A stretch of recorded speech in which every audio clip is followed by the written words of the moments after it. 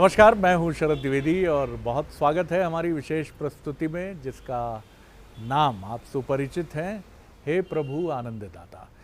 और कृष्ण जन्माष्टमी का ये सुंदर पर्व और इस पर्व का खुमार, इस पर्व का जो प्रभाव है वो एक सप्ताह पहले आरंभ हो जाता है और कम से कम एक सप्ताह तक तो रहता ही रहता है, क्योंकि कृष्ण का इतना गहरा प्रभाव हम सबके मन में है। उनके अलग अलग स्वरूप, चाहे वो योगेश्वर कृष्ण हो या नटखट कृष्ण हो या कूटनीतिज्ञ कृष्ण हो, तमाम उनके जो स्वरूप हैं, लेकिन कृष्ण को आप और हम कितना जानते हैं? आखिर कृष्ण के जो स्वरूप की बात है, ये जन्माष्टमी का त्यौहार भले ही हम मना चुके हों, लेकिन ये प्रश्न तुरंत उपस्थित भी होता है कि आखिर कृष्ण को समग्र रूप से समझने का सही दृष्टिकोण क्या हम उसको भी जानते और समझते हैं? तो आज इसी पर हम बात करेंगे। और जो हमारे साथ विभूति उपस्थित हैं, सुपरिचित हैं आप उनसे भी, मानस मर्मज्ञ, भगवद गीता के अध्येता प्रोफेसर सुरेंद्र बिहारी गोस्वामी जी, बहुत स्वागत करता हूं गोस्वामी जी आपका। और कृष्ण के आख्यान को आपसे इससे पहले भी हमने समझने की कोशिश की और बड़ा आनंद आया, लेकिन अब एक प्रश्न और जो मन में उत्पन्न होता है कि कृष्ण को हम जानते और समझते कितना है?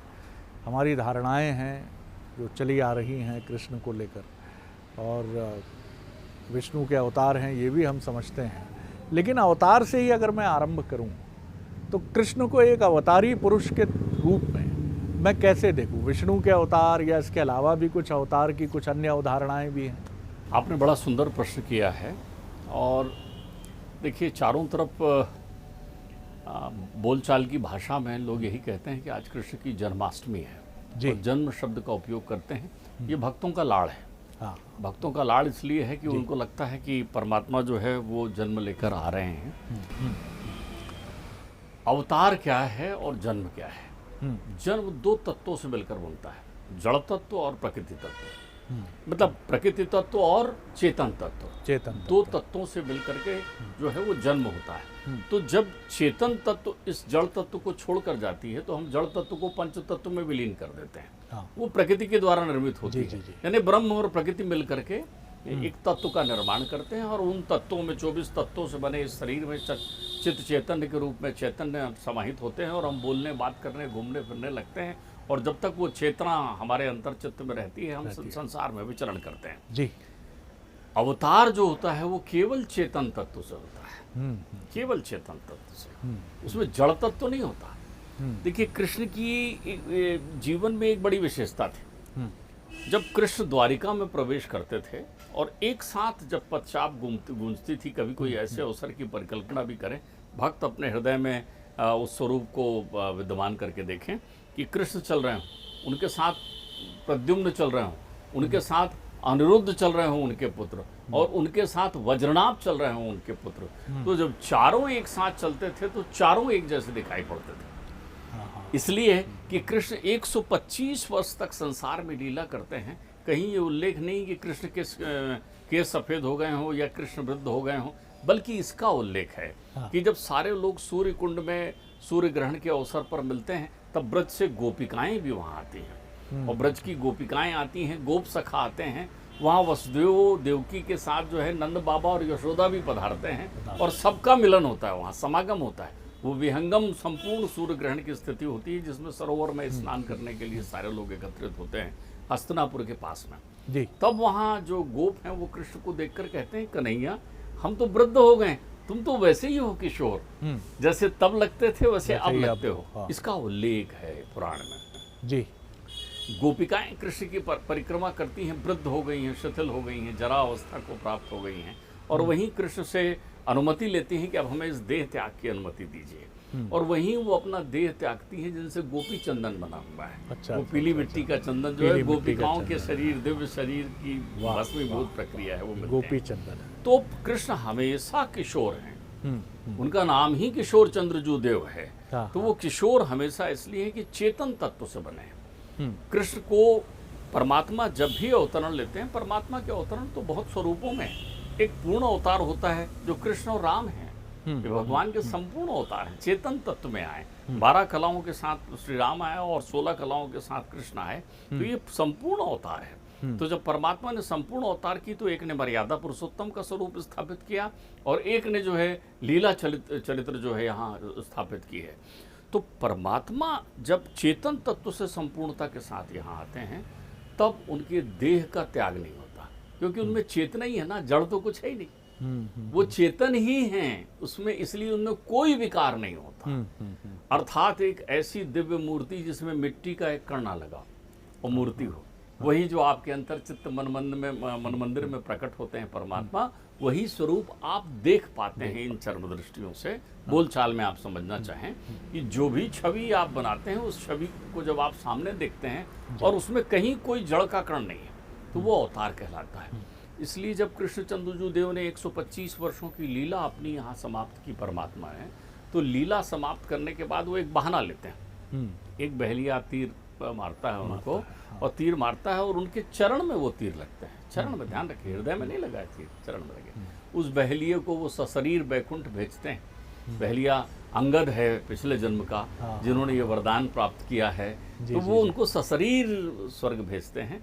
देवता वहाँ प्रकट होते हैं, परमात्मा अपने चतुर्भुजी स्वरूप को प्रकट करते हैं और वट वृक्ष के नीचे जो है, पीपल के पेड़ के नीचे जो है, बढ़िया नारायण स्वरूप में विद्यमान होते हैं।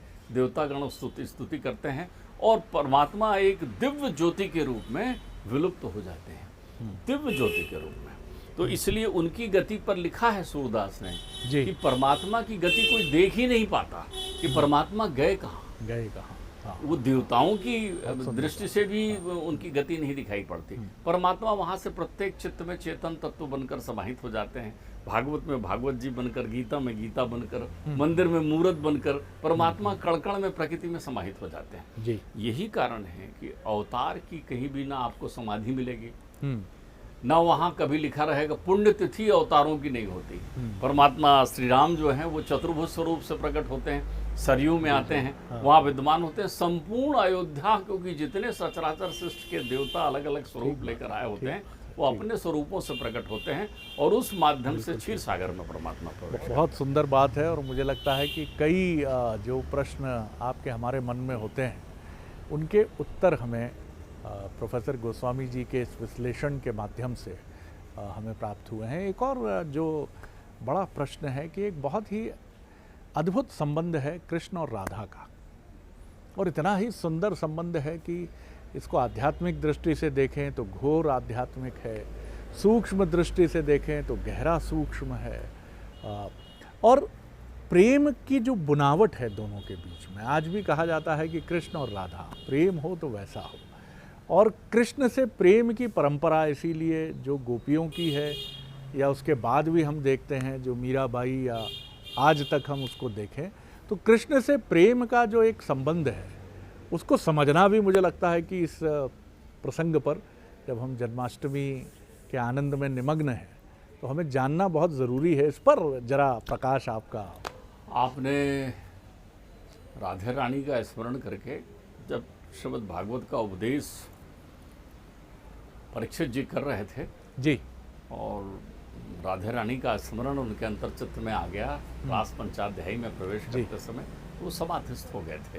क्योंकि राधे रानी जितनी सुगम है उतनी अनंत है। वाह, जितनी सुगम है उतनी अनंत है। सुगम ये है कि श्रद्धा नेत्रों से आप समझेंगे तो राधे रानी तो बिल्कुल मातेश्वरी हैं, जो कृपालु हैं, जो दयालु हैं, जिनकी छवि के चिंतन करने से वो माखन चोर की कृपा तुरंत हो जाती है। वो सेठानी है जिसके पीछे सेठ जी हमेशा चलते हैं। तो वो सेठानी है राधे रानी जी। लेकिन अब राधे रानी को समझे, प्रकृति की मूल अधिष्ठात्री देवी राधे रानी। राधे रानी माधुर्य का मूर्तमान स्वरूप है, माधुर्य का मूर्तमान स्वरूप है।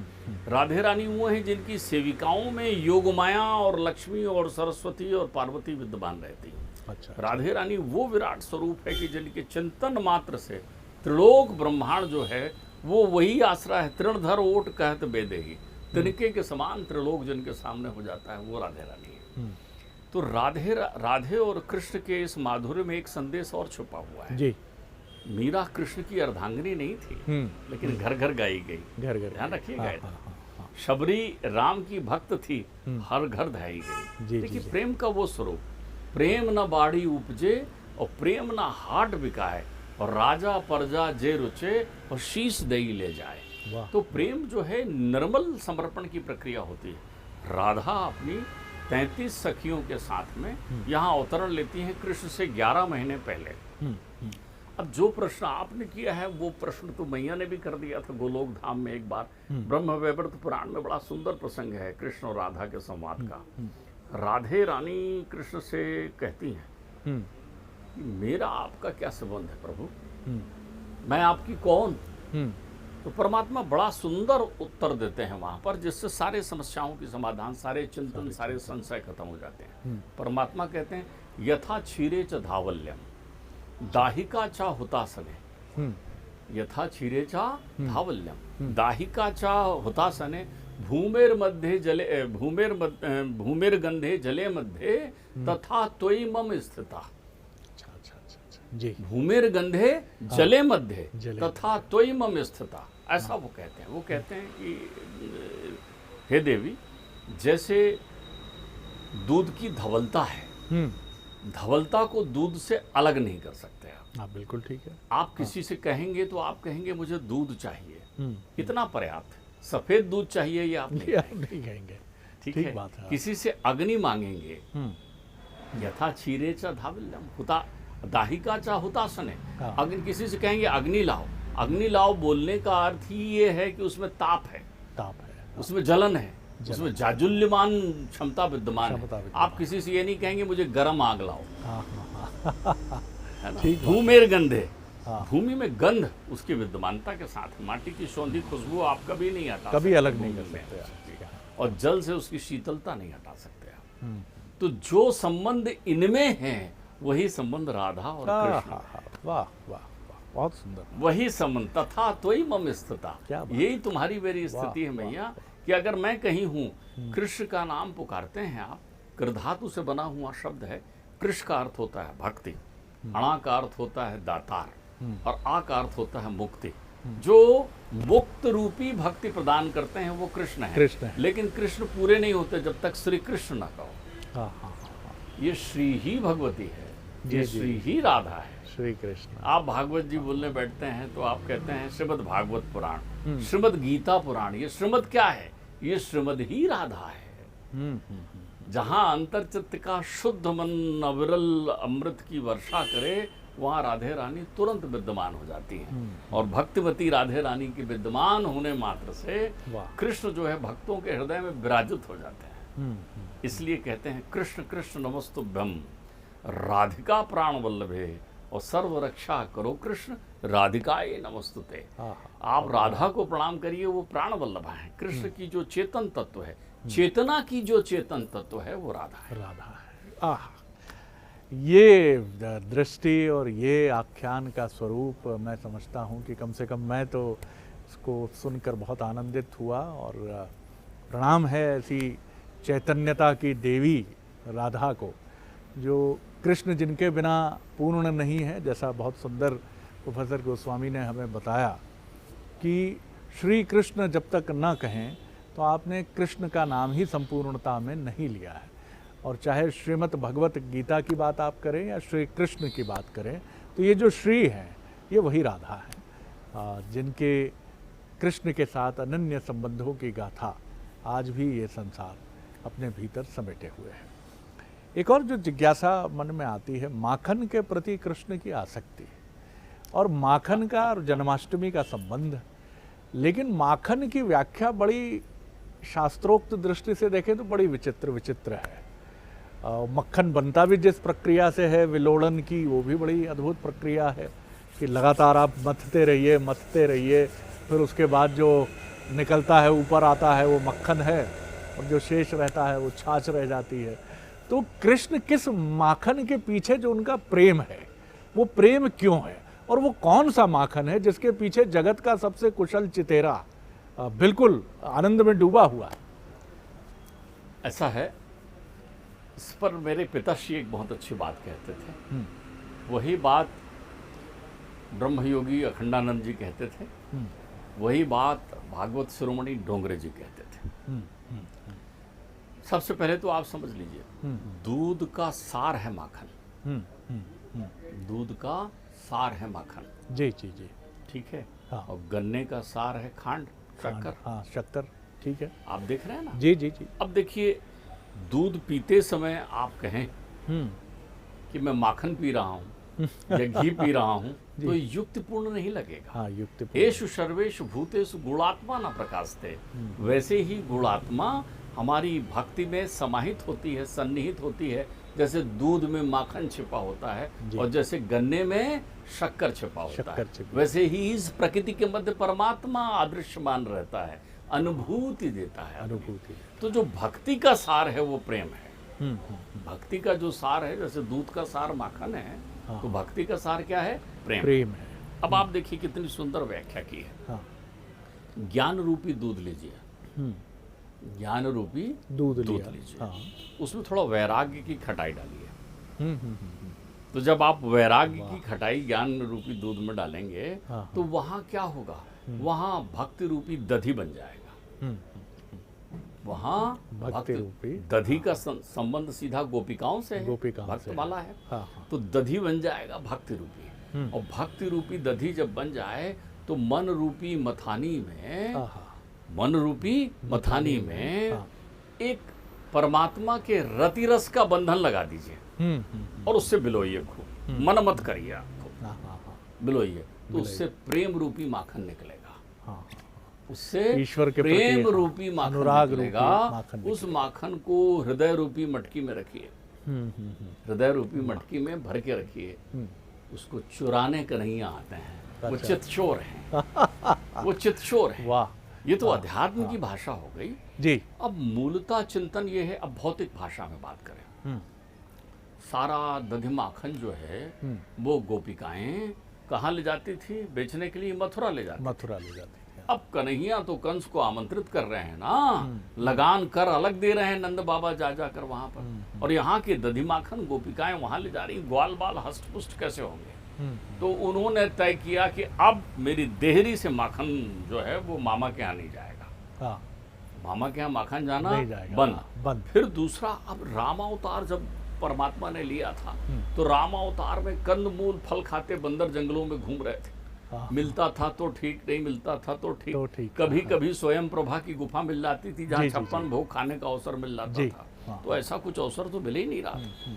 तो वो क्या करते थे? कंदमूल फल खाते थे। चलने लगे जब परमात्मा साकेत धाम, तो सारे वानर रूप वाले देवता उपस्थित हुए, वंदना करने लगे। उनने कहा सब ठीक है ना, कोई परेशानी तो नहीं हुई? देखिए संत कथा कहते हैं, भाव सागर में डूबी आप। तो उन्होंने कहा महाराज बाकी सब ठीक रहा, थोड़ा भोजन की व्यवस्था गड़बड़ थी हमारी। थोड़ा खाने के लिए कंद फूल फल मिले हमको, जो मेवा मिठाई ये मिलता तो अच्छा होता। उन्होंने कहा ये तुम्हारी द्वापर में ये अभिलाषा पूरी करूंगा। तो अब आप देखिए, ऊपर बंदर, नीचे ग्वाल बाल, बीच में सखियां। ऊपर बंदर हैं, नीचे ग्वाल बाल हैं, बीच में सखियां हैं। अब बंदर तो जो है ऊपर से ही मटका उठा लेते थे और नीचे जो बच जाए उनको ये पत्थरों से मारकर तोड़ देते थे। दूसरा, परमात्मा जो है चित्त चुराते हैं। राम के चोर दिन में आते हैं। राम के जो चोर हैं वो दिन में आते हैं। काम के चोर रात में आते हैं। जो विषयों के चोर हैं वो रात में आते हैं और पकड़े नहीं जाते। वो अपना ये पाप छुपाए घूमते रहते हैं, कहाँ कहाँ चोरी की, कौन सी बेईमानी की, ये की। लेकिन मेरे परमात्मा तो राम के चोर है ना, जिसके लिए भरत कहते हैं धर्म न अर्थ न काम रुचि, नहीं चाहो निर्माण और जन्म जन्म रति राम पद। वो गोपिका कौन है? आप तो गोपिका को, जो अपने प्रत्येक इंद्रियों से परमात्मा के रस का पान करता है वो गोपिका है। बहुत सुंदर व्याख्या है। प्रत्येक इंद्रियों से जो परमात्मा के नाम रस का पान करता है। गोपिकाएं कौन है? जिन्होंने सैकड़ों वर्षों तक तपस्या की है परमात्मा के दर्शन के लिए। अब भोग देना है परमात्मा को, हृदय तो ले लिया है। एक हाथों सो गयो श्याम संग, वो अपराध है ईस, दूसरा और कहाँ से करें? तो वो प्रतीक्षा करती थी। कन्हैया प्रत्येक घरों में जाते थे, प्रत्येक घरों में जाते थे और उनका भोग ग्रहण करते थे। दिखने में तो वो माखन है, लेकिन लूट वहाँ प्रेम की होती थी, लूट वहाँ भक्ति की होती थी। लूट वहाँ मुक्ति की होती थी। न जाने कितने लोग सारूप मुक्ति प्राप्त करते थे, कितने अपलक परमात्मा की उस लीला के दर्शन करते रहते थे और परमात्मा प्रतीक्षा करते थे। ऐसे चोर आए हैं घर पर जो तब तक नहीं जाते थे जब तक आकर आप उनके दर्शन न करो। वाह। तो परमात्मा उनकी प्रतीक्षा करते थे। आज भी कन्हैया प्रत्येक घर में माखन चुराने आना चाहते, लेकिन लोग जो है अपना मनमत ही नहीं करते। लोगों के अंतर्चित्त में प्रेम ही खत्म हो गया है, लोगों के अंतर्चित्त से भाईचारा खत्म हो गया है, लोगों के अंतर्चित्त में भावनाएं नहीं है। भावना नहीं होगी तो आप एक ऐसा माखन देंगे जिसमें रस ही नहीं होगा, स्वाद ही नहीं होगा। तो आपकी भावनाओं का रसास्वादन करने के लिए, भक्तिमय भावनाओं का, घर में गृहिणियां भोजन बना रही हैं, कन्हैया भूखे बैठे हैं, ऊपर बाल गोविंद लड्डू गोपाल जी बैठे हुए हैं जी। कौन? दादी जाकर पूजन कर दे तो कर दे, माँ जाकर पूजन कर दे तो कर दे, नहीं बहुओं के पास समय नहीं है। अरे भाई, एक सिद्धांत आप समझिए, जो चीज आप परमात्मा को समर्पित कर देते हैं वो अमृत हो जाती है। उस भोजन में विष है, न जाने कौन सा संक्रमण उस भोजन में हो। परमात्मा को तो चखाओ, परमात्मा ने चख लिया। अब आप कहेंगे साहब परमात्मा को हम कहाँ चखाएं? रसोई में सुंदर भोजन बना रही, अब तो गैस वाला सिस्टम है, बन गया है। बनाते बनाते एक मानसिक संकल्प कर लें, कहीं गौ माता निकली तो उनको खिला देंगे, एक रोटी कुत्ते को डाल देंगे। बहुत सारे लोग तो अपना ऐसा कोहरा बना लेते हैं तुरंत, और वहीं अग्नि देवता को थोड़ा सा समर्पित कर देते हैं। उन्होंने कहा ठाकुर जी ने भोग, ठाकुर जी कौन वहाँ प्रत्यक्ष खा रहे हैं, तुम तो भाव में भी कंजूसी कर रहे हो। तो अपने निर्मल भाव से परमात्मा को नित्य प्रति माखन का भोग लगाइए। बहुत सुंदर, बहुत सुंदर बात है। और इस अंक में और इस एपिसोड में जो सबसे महत्वपूर्ण बात है वो ये है कि भाव अगर आपके भीतर नहीं है तो प्रभु किसी और चीज़ के भूखे नहीं हैं। उनको न 56 भोग चाहिए न व्यंजन, उनको आपका भाव चाहिए। एक तो आध्यात्मिक व्याख्या हमने सुनी माखन की, और दूसरी उसकी भौतिक व्याख्या भी सुनी, और गोपियों के भी बहुत सुंदर स्वरूप का वर्णन हमने सुना कि जो अपने व्यक्तित्व की, अपने प्रत्येक इंद्रियों से जो ईश्वर की आराधना में लिप्त हैं, वही गोपियाँ हैं। यानी आप देखिए, ईश्वर को भी स्मरण करने के, अगर आपका रोम रोम ईश्वर पुकार रहा है तो कितनी सुंदर बात है। और अवतार की भी जो बात हुई वो भी हमने बहुत सुंदर एक दृष्टि और एक व्याख्या जो हम लोगों ने सुनी कि किस रूप में, किस दृष्टि से कृष्ण की बात हम समझते हैं एक अवतार के रूप में भी। बहुत धन्यवाद करता हूँ आपका, बहुत धन्यवाद। और अगले अंक में एक और विषय के साथ आपके समग्र फिर उपस्थित होंगे। अनुमति दीजिए। नमस्कार।